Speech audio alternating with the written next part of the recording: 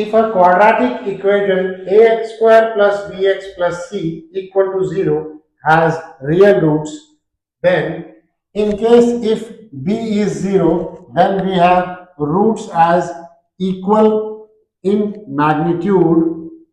but opposite in sign. If c is 0, then one root is 0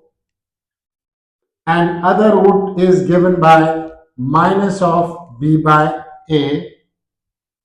If a and c are equal, then the roots are reciprocal to each other, and if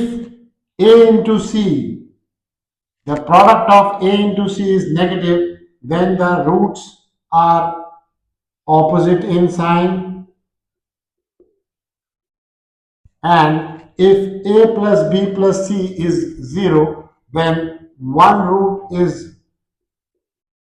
1 and the other root is given by c by a.